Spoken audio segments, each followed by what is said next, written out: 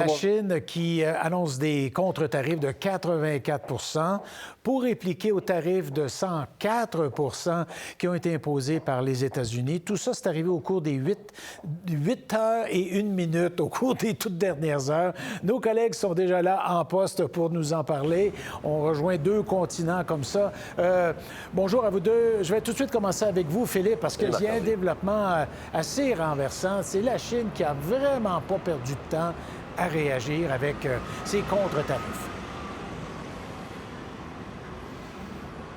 Bien, aujourd'hui, on avait dit qu'on allait réagir aux tarifs américains par des mesures fermes et vigoureuses. C'est ce qu'on a vu. Déjà, c'était prévu qu'à midi, heure de l'Est, entre en vigueur des contre-tarifs de 34 pour équivalent à ceux qui sont mis en place par les États-Unis. Et là, on a annoncé qu'on ajoute aussi un 50 de plus qui a été ajouté la semaine dernière aux États-Unis par Donald Trump parce qu'on disait que la Chine imposait à son tour des contre-tarifs, donc qu'on refusait de négocier. Donc, on est rendu à hauteur de 104 imposés sur les marchandises fabriquées en Chine qui vont entrer aux États-Unis et à 104 pour plusieurs produits américains qui vont entrer en Chine.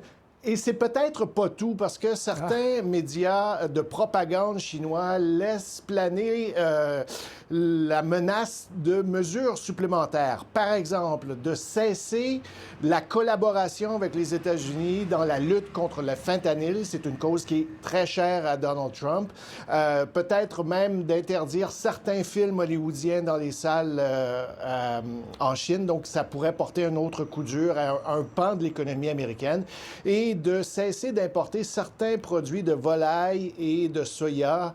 Donc, on viendrait toucher le secteur agricole américain, mais c'est pas confirmé pour l'instant, sauf que si ça vient des médias de propagande chinois, on peut penser qu'on se dirige vers ça. Donc, essentiellement, le message que passe la Chine, c'est qu'elle est prête à négocier si Donald Trump le veut et qu'elle ne se laissera pas intimider. D'ailleurs, c'est ce qu'a répété encore un porte-parole chinois un peu plus tôt. On peut l'écouter.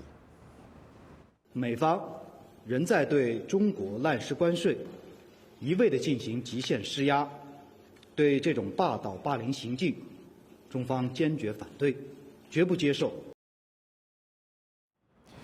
Mais là, Christian, on en perd nos notions d'économie 101 là, quand on voit tout ça. On se dit, ça se peut pas que des tarifs comme ça conduisent pas à une récession. Est-ce que c'est évoqué encore plus ce matin qu'à d'autres moments là, au cours de la dernière semaine, du dernier mois? Oui, absolument. Vous avez raison de le dire. On en perd nos notions et pas juste vous et moi, Marc-André. Les gens d'affaires aux États-Unis sont très perplexes ce matin. Ouais. Il y a des milliardaires qui ont appuyé à coups de millions la campagne de Donald Trump qui ne veulent pas du tout de ces tarifs. Ils reçoivent des coups de téléphone. Bill Ackman, entre autres, un milliardaire qui a des intérêts dans une compagnie de café, dit que cette petite entreprise-là va avoir de la difficulté là, à faire du profit, va même perdre jusqu'à 60 de sa marge de profit si les tarifs sont appliqués parce que tout coûte plus cher, les bouteilles, les verres en carton, bref, etc., etc., etc. Et c'est vraiment une guerre, là, pas avec des bombes, mais avec des tarifs. On se lance des tarifs là, par la tête du côté de la Chine et des États-Unis. Et personne ici est persuadé qu'il y aura un gagnant à cette guerre. Les Américains achètent des téléphones, achètent des meubles, des vêtements, des jouets, toutes sortes de choses de la part de la Chine. Et si ces tarifs-là sont appliqués comme prévu, je pense le 10 avril, c'est-à-dire demain, bien, ça va faire mal au public américain, ça va faire mal aux consommateurs américains et ça va faire mal aux entreprises. Et oui, la récession, on la voit. Oui, le ralentissement économique est dans la mire de tous les prévisionnistes, de tous les analystes sur Wall Street. Les marchés n'aiment pas ça, Marc-André. En Europe, en Asie, ils étaient en baisse ce matin. On attend l'ouverture des marchés à 9h30 en Amérique du Nord. Ouais. Ça ne va pas dans la bonne direction ici non plus. Ça va descendre. Alors, je vous laisse entendre l'économiste en chef de chez Moody's qui parle clairement d'une récession. Brace for impact. That's a pretty dark scenario. I think we go into recession here in the U.S. and globally. I don't know how we would avoid it. I mean, here in the U.S., the tariffs represent a massive tax increase on U.S. consumers and businesses.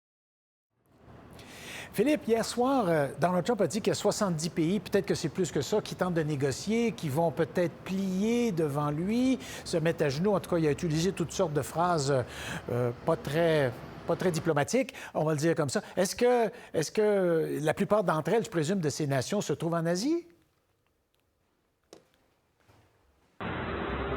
Bien, il y en a beaucoup, oui, parce que si on regarde, par exemple, le Japon, la Corée du Sud, on est déjà aux prises avec des problèmes économiques importants. Le premier ministre japonais, cette semaine, parlait d'une crise nationale. C'est pour ça qu'il a pris le téléphone, il a appelé directement Donald Trump.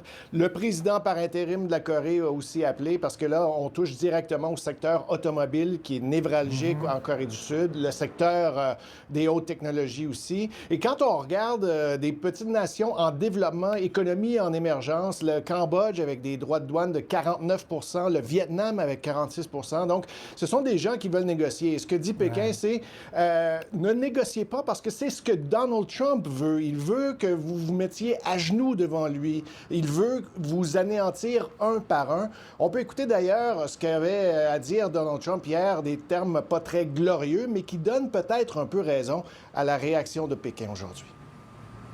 I know what the hell I'm doing. I know what I'm doing. I'm telling you, these countries are calling us up, kissing my ass. They are dying to make a deal. Please, please, sir, make a deal. I'll do anything. I'll do anything, sir. Bon, Christian, on entend Donald Trump qui utilise ces termes-là, qui font un peu rigoler les gens. Je crois que c'était une assemblée républicaine, d'ailleurs, là, si je décode le symbole derrière. Mais quoi qu'il en soit, pendant ce temps-là, il y a des vraies tensions et pour pas dire des fossés qui se dessinent dans son administration. Oui, absolument. Il y a une guerre de mots entre Peter Navarro, qui est son économiste, en tout cas son conseiller économique principal, et Elon Musk, qui s'occupe de l'efficacité gouvernementale. M. Musk a traité M. Navarro hier de moron, de con comme un... Je cite, là, je m'excuse d'utiliser ces termes-là, mais de con comme un sac de roche. M. Navarro qui a laissé entendre que Elon Musk n'était pas vraiment constructeur automobile, mais assemblait davantage des voitures et qu'il souhaitait avoir ses pièces à bon marché et que les tarifs allaient lui nuire comme tout homme d'affaires aux États-Unis. Alors, M. Musk n'a pas apprécié ses commentaires. Moi, M. Navarro, il vit dans le même hôtel que moi. Hein. Je m'entraîne le soir, il est juste à côté de moi. Je peux vous dire qu'il avait la face longue hier. Je vous fais entendre Caroline Leavitt, la porte-parole de M. Trump. These are obviously two individuals who have very different views on trade and on tariffs. Boys will be boys, and we will let their public sparring continue. And you guys should all be very grateful that we have the most transparent administration in history. And I think it also speaks to the president's willingness to hear from all sides. Alors, boys will be boys, des garçons sont des garçons, les hommes sont des hommes. Bref, il y a de la tension à la Maison-Blanche et on n'est peut-être pas tous sur la même longueur d'onde en ce qui concerne l'application de ces tarifs, Marc-André. Mais en tout cas, chose certaine que juste avec le travail, vous en avez assez. Vous n'avez pas besoin de vous entraîner parce que si on voit tout ce qui se passe autant en Asie qu'à Washington... Non, mais au contraire, il faut garder la forme. Vous avez bien raison. Merci beaucoup à vous deux d'avoir été disponibles sur les deux continents. Au revoir. Salut. Pour voir nos émissions en entier, rendez-vous sur la chaîne Ici RDI.